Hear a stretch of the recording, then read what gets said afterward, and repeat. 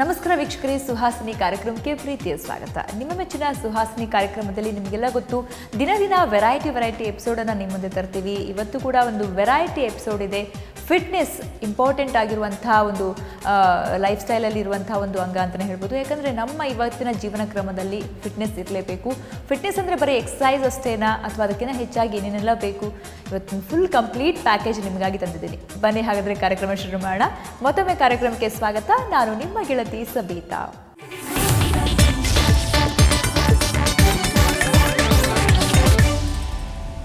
ಮಹಿಳೆ ಫಿಟ್ ಆಗಿದ್ರೆ ಇಡೀ ಕುಟುಂಬನೇ ಫಿಟ್ ಆಗಿರುತ್ತೆ. ಸೊ ಫಿಟ್ನೆಸ್ ಎಷ್ಟು ಇಂಪಾರ್ಟೆಂಟ್ ಮಹಿಳೆಯರಿಗೆ, ಅದರಲ್ಲೂ ಸ್ಪೆಷಲಿ ಇವತ್ತು ಒಂದು ವಿಶೇಷವಾದಂಥ ಫಿಟ್ನೆಸ್ ಎಕ್ಸಸೈಸ್ ಬಗ್ಗೆ ನಾವು ಮಾತಾಡ್ತಾ ಇದ್ದೀವಿ. The core method. ಇದು ಹೆಸರೇ ತುಂಬ ಡಿಫ್ರೆಂಟ್ ಆಗಿದೆ. ಬನ್ನಿ, ಕೋರ್ ಮೆಥಡ್ ಅಂದರೆ ಏನು, ಏನೆಲ್ಲ ಡಿಫ್ರೆಂಟ್ ಎಕ್ಸಸೈಸ್ ಇದರಲ್ಲಿ ಇರುತ್ತೆ ಅಂತ ತಿಳ್ಕೊಳ್ಳೋಣ. ನಮ್ಮ ಜೊತೆ doctor Seetha Bhat. Welcome to the show. Hi.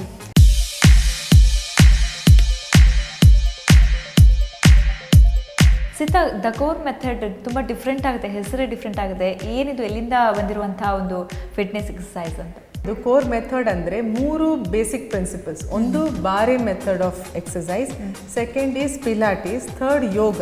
ಇದು 3ರಿಂದ ಬೆಸ್ಟ್ ಎಕ್ಸಸೈಸಸ್ ಸೆಲೆಕ್ಟ್ ಮಾಡಿ ವಿಮೆನಿಗೆ, ಜನರಲ್ ಪೀಪಲಿಗೆ, even for men, she is developed it so that it is a form of workout.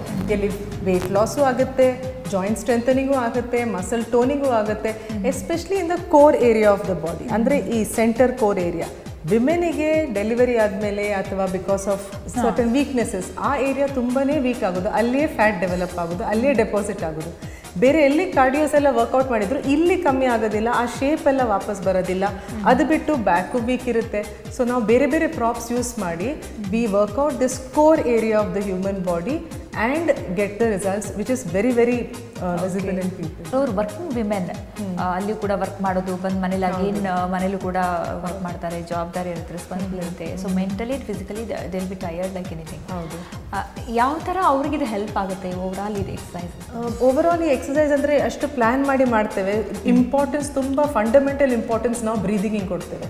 Breathing ಮಾಡಿದ ತಕ್ಷಣ ನೀವೇ ರಿಲ್ಯಾಕ್ಸ್ ಮಾಡ್ಬೋದು, ಫಸ್ಟ್ ಸ್ಟೆಪ್ ಗೊತ್ತಾಗುತ್ತೆ. So before you start working out ನೀವು ಆಲ್ರೆಡಿ ರಿಲ್ಯಾಕ್ಸ್ಡ್ ಇದ್ದೀರಾ.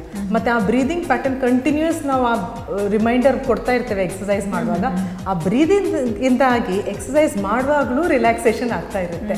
ಸೊ ಬೇರೆ ಬೇರೆ ಸ್ಟೂಡೆಂಟಿಗೆ ಬೇರೆ ಬೇರೆ ಟೈಪ್ ಆಫ್ ಎಕ್ಸಸೈಸ್ ನಾವು ಪ್ಲ್ಯಾನ್ ಮಾಡ್ತೇವೆ. ಯಾರು ಯಂಗ್ಸ್ಟರ್ಸ್ ಇರ್ತಾರೋ ಅವರಿಗೆ ತುಂಬ ವೆಯ್ಟ್ ಲಾಸು, ತುಂಬ ಫಿಟ್ನೆಸ್ಸಲ್ಲಿ ಇದ್ದರೆ ಸ್ವಲ್ಪ ಫಾಸ್ಟ್ ಪೇಸ್ ಮಾಡ್ತೇವೆ, ಆದರೆ ಬ್ರೀದಿಂಗ್ ಮರೆಯೋದಿಲ್ಲ. ಮಿಡಲ್ ಏಜ್ ಲೇಡೀಸಿಗೆಲ್ಲ ಸ್ವಲ್ಪ ಸ್ಲೋ ಪೇಸ್ಟ್ ಮಾಡ್ತೇವೆ, ಬಟ್ ಬ್ರೀದಿಂಗ್ ಇದು ತುಂಬ ಇಂಪಾರ್ಟೆನ್ಸ್ ಇರುತ್ತೆ. ಸೊ ಆ relaxation is a very fundamental thing of core method. With that we have this exercise. So ಅದಕ್ಕೆ ತುಂಬ ಒಳ್ಳೆ ವರ್ಕ್ ಆಗುತ್ತೆ.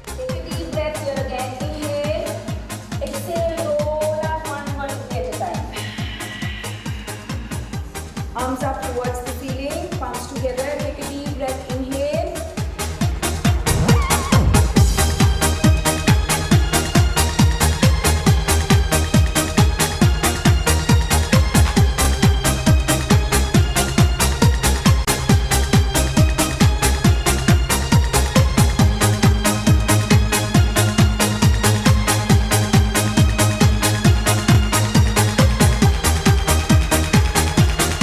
ಬಾರ್ ಮೆಥಡ್ ಅಂದರೆ ಅದು ಆ್ಯಕ್ಚುಲಿ ಯಾವ ಟೈಪ್ ಇರುತ್ತೆ, ಅದು ಏನಕ್ಕೆ ಹೆಲ್ಪ್ ಆಗುತ್ತೆ? ಸೊ ಬಾರ್ ಮೆಥಡಲ್ಲಿ ಏನಾಗುತ್ತೆ ಅಂದರೆ ಸ್ಟ್ಯಾಂಡಿಂಗ್ ಎಕ್ಸಸೈಸಸ್ ತುಂಬ ಮಾಡೋಕ್ಕಾಗುತ್ತೆ, ಮಸಲ್ ಕಾಂಟ್ರಾಕ್ಷನ್, ಲೆಗ್ ಟೋನಿಂಗ್ ಆಗುತ್ತೆ. ನಾವು ಮತ್ತು ನಮ್ಮ ಫ್ಲೆಕ್ಸಿಬಿಲಿಟಿ ಇಂಪ್ರೂವ್ ಮಾಡ್ಬೋದು, ಬ್ಯಾಕನ್ನು ಸ್ಟ್ರೆಂಥನ್ ಮಾಡ್ಬೋದು. ಅದರೊಟ್ಟಿಗೆ ವೆರೈಟಿ ಆಫ್ ಎಕ್ಸಸೈಸ್ ಇದ್ದ ಕೂಡಲೇ ಏನಾಗುತ್ತೆ, ಜನರಿಗೆ ಒಂದೇ ಎಕ್ಸಸೈಸ್ ಮಾಡುವಾಗ ನೀವು ಜಿಮ್ಮಿಗೆ ಹೋದರೆ ಅದೇ ವಾಲ್ ನೋಡಬೇಕು, ಅದೇ ಮ್ಯೂಸಿಕ್ ಆಗಬೇಕು, ಅದೇ ಥ್ರೆಡ್ಮಿಲಲ್ಲಿ ಓಡಬೇಕು. ಏನು ಅದರಲ್ಲಿ ಒಂದು ವೆರೈಟಿ ಅಂತೂ ಇಲ್ಲ. ಇದರಲ್ಲಿ ಒಂದು ವೆರೈಟಿ ಸಿಗುತ್ತೆ. ಅದು ಬಿಟ್ಬಿಟ್ಟು standing exercises to improve your posture, to improve your muscles, to improve your joint strength, ಎಲ್ಲದಲ್ಲಿಯೂ ಬಾರ್ ಹೆಲ್ಪ್ ಆಗುತ್ತೆ. ಸೊ ಅದೊಂದು ಯೂಸ್ ಮಾಡ್ತೇವೆ. ಕೆಲವು ಸಲ we use the different props as you saw. ನಾವು ರೋಲರ್ ಫೋಮ್ ಯೂಸ್ ಮಾಡಿದ್ದೇವೆ, ಡಂಬಲ್ಸ್ ಯೂಸ್ ಮಾಡಿದ್ದೇವೆ, magic circle use ಮಾಡಿದ್ದೇವೆ. ಸೊ ಅದರಲ್ಲಿ ಎಲ್ಲ we protect the back, strengthen the muscle and the joints without actually making the person feel very tired, run down, exhausted. ಇಲ್ಲಾಂದರೆ ಜಿಮ್ಮಲ್ಲಿ ಓಡ್ಬಿಟ್ಟು ಬಂದು ಮನೆಯಲ್ಲಿ ಸುಸ್ತಾಗಿ ಬಿದ್ದುಬಿಡುವಂಥ ಕೆಲಸಕ್ಕೆ ಹೋಗೋ ಎಂಥೂಸಿಯಾಸಮ್ ಇರೋದಿಲ್ಲ. ಇದು ಮಾಡಿಬಿಟ್ಟು it's actually improving your circulation and your stamina.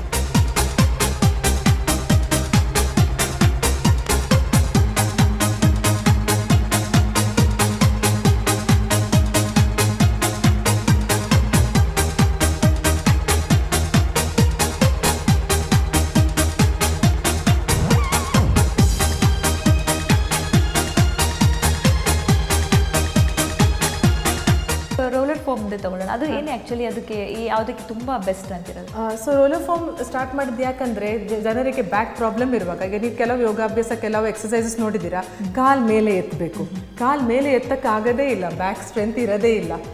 ಏನಾರೊಂದು ನಾವು ಮಾಡೋದೇ ಇಲ್ಲ ಎಕ್ಸಸೈಸ್ ಅಂತ ನಮಗೆ ಸ್ಟ್ರೆಂತ್ ಬರಲ್ಲ. Secondly because of the deliveries or any other problem back issues ಇರುತ್ತೆ.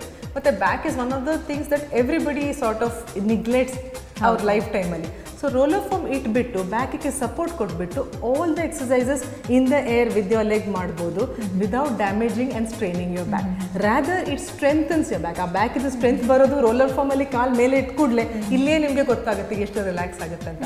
ಸೊ ರೋಲರ್ ಫಾರ್ಮ್ ಯೂಸ್ ಮಾಡ್ತಾ ಇರುವಾಗಲೇ ಅನಿಸುತ್ತೆ ತುಂಬ ರಿಲ್ಯಾಕ್ಸ್ ಆಗುತ್ತೆ. ಕೆಲವರು ಬ್ಯಾಕ್ ಪ್ರಾಬ್ಲಮ್ ಇದ್ದವ್ರು, ನನ್ನ ಕ್ಲಿನಿಕಲ್ಲಿ ಕೆಲವು ಪೇಷಂಟ್ಸ್ ಎಲ್ಲ ಬರ್ತಾರೆ, ಅವರಿಗೆ ಬ್ಯಾಕ್ ಇಶ್ಯೂಸ್ ಇದೆ, ನೀ ಪ್ರಾಬ್ಲಮ್ಸ್ ಇದೆ, ಅವ್ರು ಮಾಡುವಾಗ ಇದೆಲ್ಲ ಎಕ್ಸಸೈಸ್ ಮಾಡುವಾಗ they actually feel the back strength. So it's a very recommended thing for people who back problem. ಇಲ್ಲದೇ ಇದ್ರೂ ಸಹ ಬ್ಯಾಕ್ ಪ್ರಾಬ್ಲಮ್ ಇಲ್ಲದೇ ಪ್ರಿಕಾಷನರಿ. ಹೌದು, ಇಲ್ಲಾಂದ್ರೆ ಕಾಲ್ ಮೇಲೆ ಬಿಟ್ಟು ಎತ್ಬಿಟ್ಟು ಅಥವಾ ಬೆಂಡ್ ಮಾಡಿಬಿಟ್ಟು ಬ್ಯಾಕ್ ಹಿಡ್ಕೊಂಡ್ಬಿಟ್ರೆ ತಿರ್ಗಾ ಸರಿ ಮಾಡೋಕ್ಕೆ ತುಂಬ ಕಷ್ಟ.